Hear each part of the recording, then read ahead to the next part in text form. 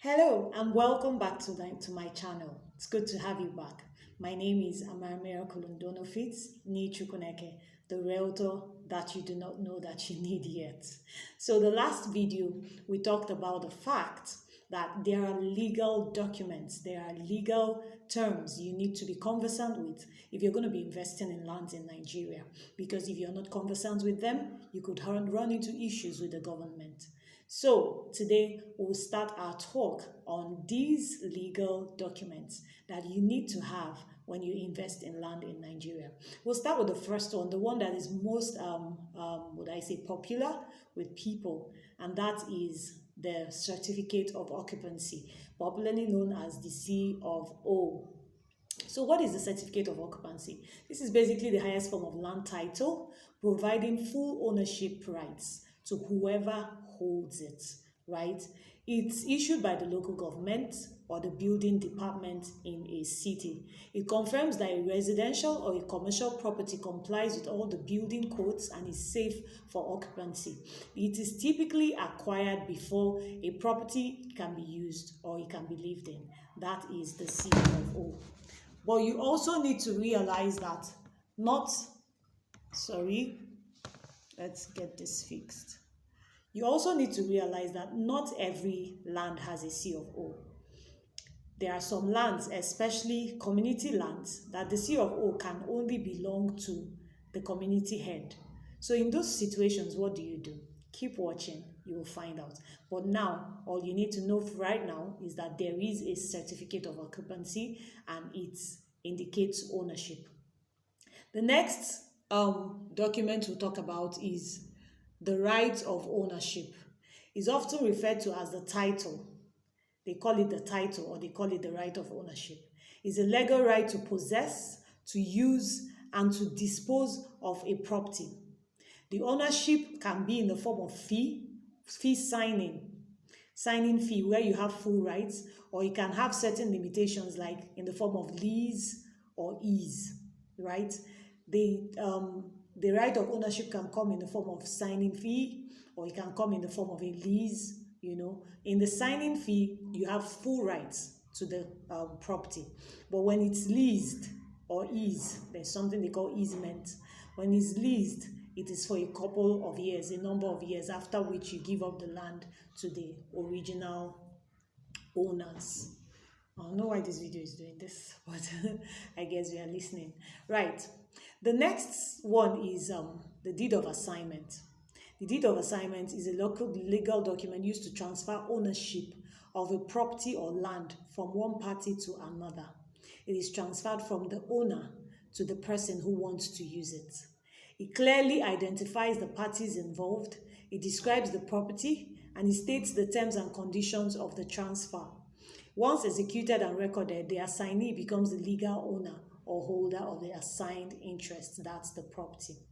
Remember, I told us from the onset that the C of O is not the most important. You know which one is the most important? Guess. The deed of assignment. The deed of assignment is also known as the governor's consent. So if you have a C of O and you do not have a deed of assignment, that house can be reassigned, that land, can be reassigned by the government. But when you have the C of O, let's say you just bought land and then they gave you the C of O, what do?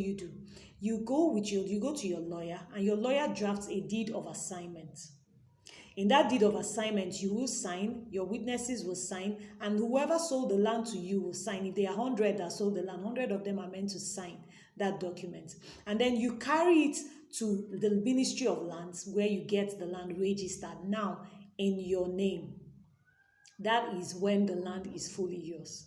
So if you have a C of O or you have a right of ownership, R of O, but you don't have a deed of assignment, the land is not fully yours. What am I calling house? The land is not fully yours yet. You need to know this. Do not be deceived when they say, this is the C of O, that's all you need to have. That's not all you need to have. You need a deed of assignment. Good thing is, you do not need them to do it for you. Your lawyer can do it for you. Lawyers know how to do these things. Draft the deed of assignment. Everybody involved signs. And then you go and register at the Ministry of Lands. Remember that if you do not register it at the Ministry of Lands, it's as well as you do not have that land. You do not own that land. So these are three of the most important documents that you need to have, and you need to have registered as a land investor in any state in Nigeria. Now, registering your property is very essential to establish legal ownership. Every day, people fight over lands. And you know that in our climes, fight over lands leads to death. It leads to death. Most times, it leads to death. People fight to the death over lands. I don't even know why. But so you protect yourself, you have to ensure that the processes of getting all the documents you need to get are completed, so that whatever comes up tomorrow, anybody charges you to court, you have your evidence. Yes, and you go fit explain. When you have your evidence, you go fit explain. But if you don't get evidence, you go explain tire, and nobody will understand because you have no evidence. So these are the three most important documents you should have. The R of O is not as important as the deed of assignment and the C of O, but it's equally important. But then if you don't have it, you can make do without it, so long as you have the C of O and the deed of assignment. So I hope I was able to enlighten you a little on what you need to have, what you need to know about your documentation of land investments. And thankfully, my company doesn't even let you go through the stress, right? You're not in the country. I understand you're outside the country and you buy a land with us. We have a lawyer, a company lawyer, who handles the documentation for you. All you need to do is pay for your land. Send us your credentials, and then we prepare the documents, scan them, and send to you. Voila!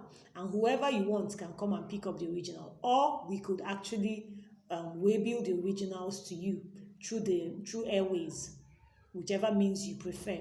So you have nothing to lose, you have nothing to worry about. When we talk about documentation, don't think you have to come to Nigeria to do your documentation, or you must come to the states where your land is to do your documentation. We actually handle that for you in my real estate company. That is part of our job, to make sure that your documentation is done and it is done rightly. Yes. So that's why I said, I'm that realtor you do not know you need yet.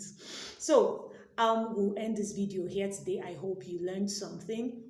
In our subsequent videos, we'll talk about the luxury homes, having luxury homes in Nigeria.